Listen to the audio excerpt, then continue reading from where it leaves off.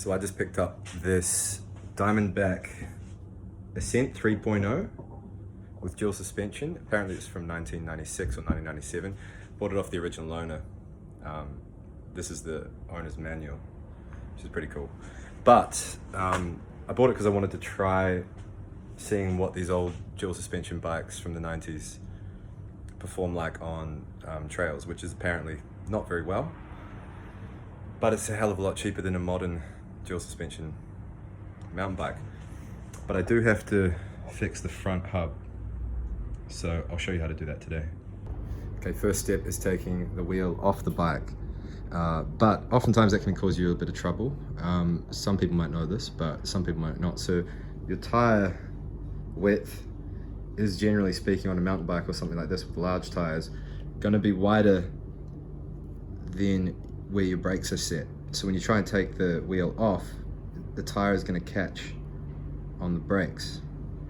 But most bikes with a larger tire diameter, or V brakes or brakes such as these, you can actually quickly take the brakes or disengage the brakes with this thing.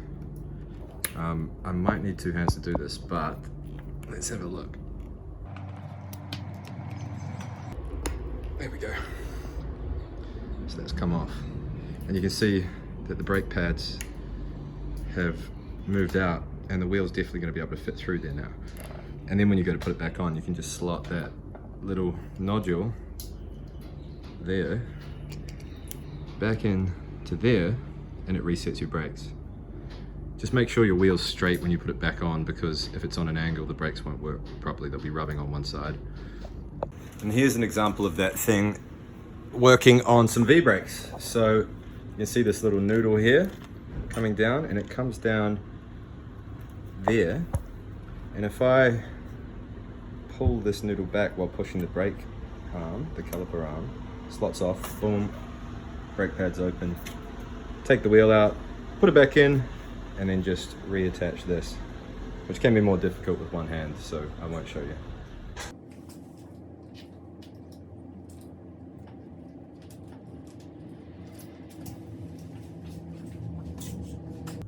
Okay, so take the quick release out.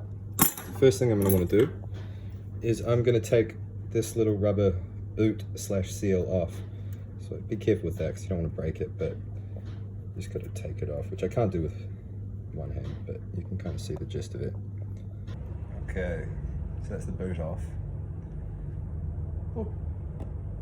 And now I'm going to disassemble one side of this axle setup. The reason I'm going to do that is because if I take all these apart here and leave the other side, it means I can just slot the whole axle out, do all my business, repack these bearings and clean it up and all that kind of stuff.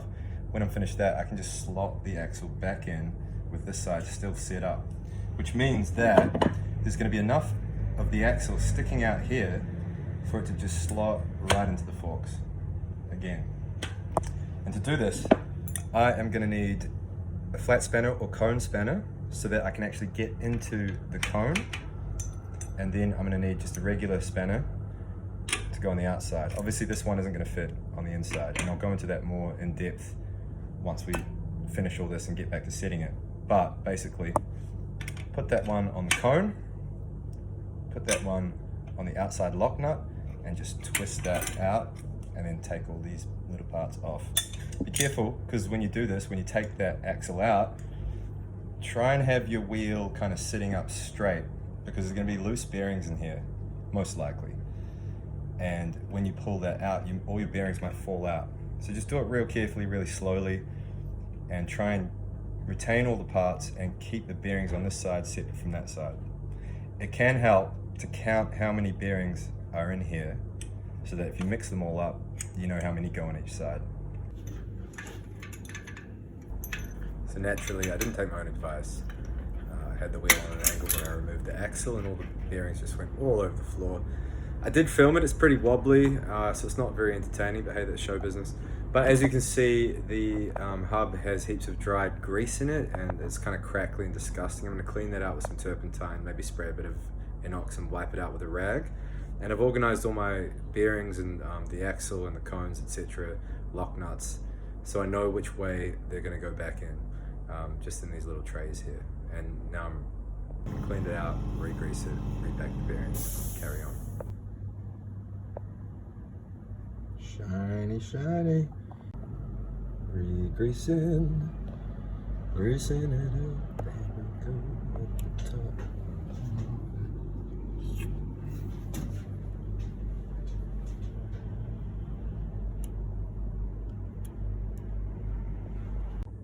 This cone is absolutely disgusting. It's got so much dry grease in it, so I'm going to clean that off right now.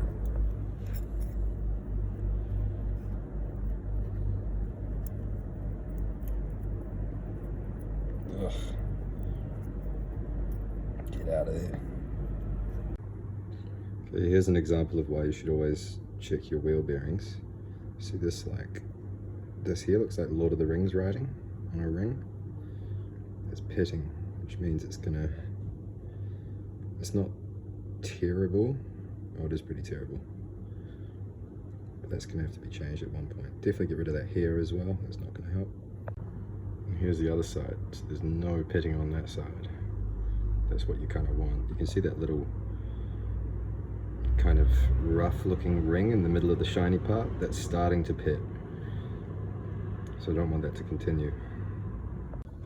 New technique, using the seals to do a little Terps bath. Will it work? Computer says no. Oh well. I'll do the trick for now. Okay, reinstalling bearings. It's got this little magnetic end here. I'm gonna pop them in one by one. I've taken the Terps off them. Whoa. This works without me losing too many of them. Quite arduous task. Okay, one side done.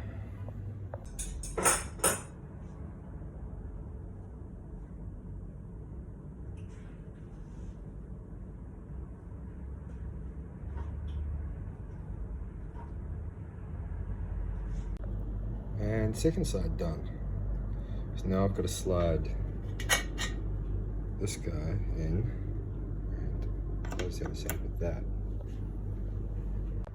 Now this can be really tricky because when I push that through, it might push the bearings out on the other side and I might lose a couple, but we'll see. Oh, come on. Yes. Sweet, so here's the other side. I haven't lost any bearings, but I'm just gonna make sure they're in the right position. Tucking them up, tucking them up. Okay, now I've got to screw or thread this on, which I need 2 hands for. So I've got a nice shiny kind of gasket or boot thing here, which is gonna go, once I've set it, gonna go over the top of this and help out with that water protection, because these bearings aren't sealed, which means water can get in there. And if I ride this beast through water too much, I'm gonna have to do this exact same thing every, like, who knows, 3 to 6 months, which is quite a big job. So we'll see. I might have to change these wheels anyway because of that pitting. Because the pitting was on this cone here. And that part is probably from 1996, so they're kind of hard to find. Now I'm going to reinstall this washer, which goes between the cone and this lock nut. And the lock nut has 2 different sides. It's got this kind of corrugated side and this flat side. Corrugated side goes in the frame, in the forks I should say. So once I've done that, I screw it on the whole way, and then the tricky part comes.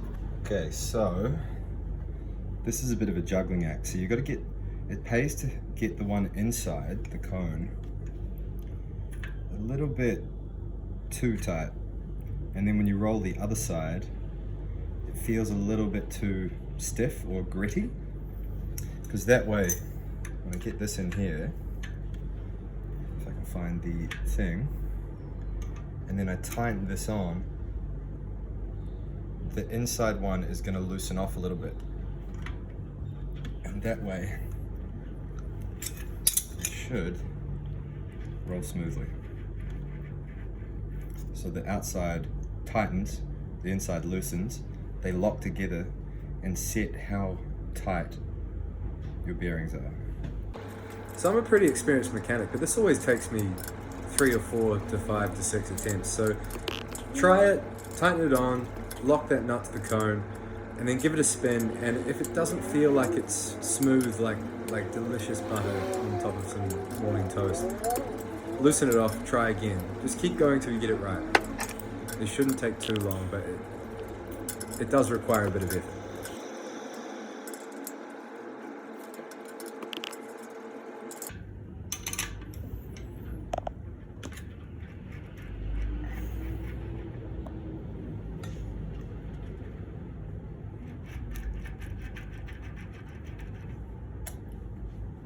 So now that I feel like I've set that right, and it's moving pretty smoothly, I want to check by wiggling it up and down to see if there's any give.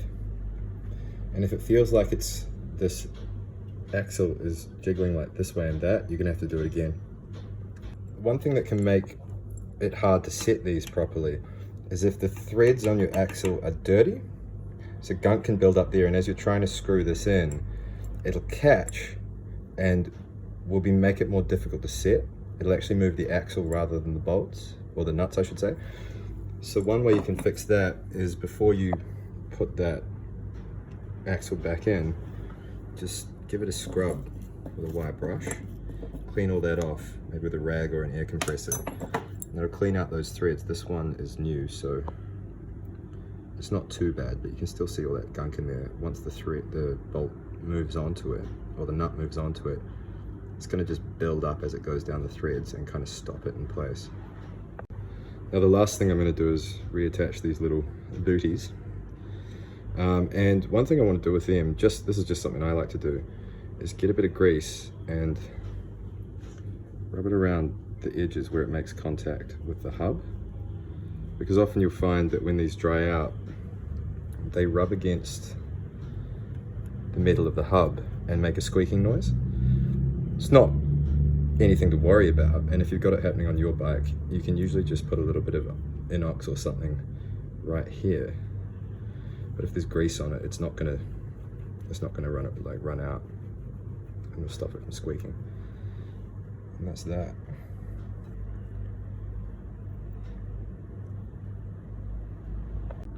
Here's my quick release skewer, and you can see it's super rusty there. It's only surface rust, so it comes off pretty easily. And this isn't something you have to really worry about. Like, clean it if you want to, but it's more aesthetic. The wheel doesn't actually revolve on this.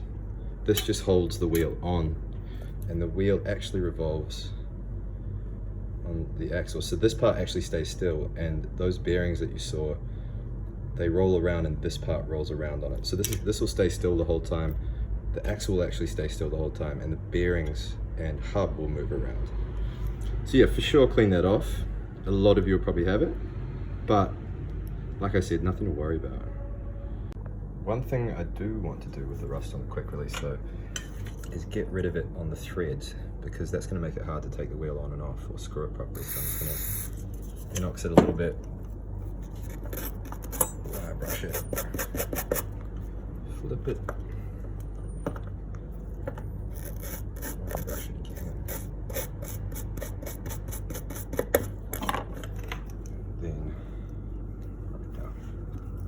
Maybe chuck a tiny bit of grease. It's probably not necessary, but why not? I'm gonna wipe most of that off again. All right, so putting the quick release in, you'll see these little springs on the end here. This guy. And that guy definitely needs to have the smaller side facing the hub and the larger side facing outward. If you turn it round, that big part is going to get squashed in your fork dropout, which will mean that it'll kind of mess with how the wheel properly goes in there. And how that will manifest is that your wheel, instead of sitting straight, will probably be on a little bit of an angle. So if your wheel's doing that already and you can't get it straight, just check to make sure that the spring, the small side, is facing inward and the large side is facing outward. Okay, last hot tip. Generally speaking, your quick release lever will go on this side of the bike. Maybe we're facing forward. Not so important on the front because there's nothing there or there that will get in the way of it. But on the back, this side you've got your derailleur and cabling and all that. And you can see this has been put in the right way. Whereas on this side, nothing. So it makes it easier to put it on and off. Last but not least, clean this up so it looks shiny. You can see it back there. Maybe you can, maybe you can't. There's a little bit of dirt, so I'm just gonna get my rag and clean that off. Which might be a bit more difficult than I expected, but nothing wrong with looking good. Check it out. Smooth as butter. Okay, time for the true test. Before it was stopping after about 6 rotations, so that's already a lot more than 6.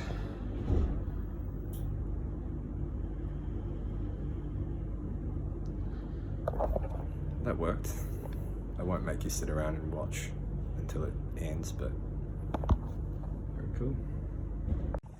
And that's about the gist of it. It's not easy, don't get me wrong, but it's also not hard if you follow the procedure and make sure you keep track of all your nuts and your bolts and your bearings and everything like that. All you're going to need to buy essentially is like a bit of turpentine, which your granddad might have lying around in the shed, some inox, which is handy all the time. Like if you've got some squeaky hinges on your doors, buy some of this, use it on your bike, and then use it on the hinges or anything that squeaks. That'll be sweet. Probably some grease as well. Like grease is always handy, and you can use that for a lot of things, your seat post or whatever. The more expensive stuff is probably going to be like your cone spanners. Now they are pricey, but they're not as pricey as getting your hubs fixed at a bike store. That's always a hell of a lot more expensive. So if you can learn how to do this, you're never going to have to go to a bike store for this again. And usually it's not included in services or anything. And in terms of that lock nut, which has a specific spanner size, you don't actually have to, so this is a 17, you don't actually have to buy a 17 spanner. You can buy just like an adjustable spanner for that one. And this probably costs you like $10 from Bunnings. You could probably get something similar from Hot Potatoes for like 50 cents, $1. So you're not going to be using it enough to damage it to the point where it's not going to work. So it's not too much of a setup, and you can do it yourself, trust me. As for me, I'm going to go take this disgusting beast of a bike out onto some trails, see if I can break a collarbone or do an ollie or something. So thanks for watching, and stay tuned for more hot tips on how to fix your bike.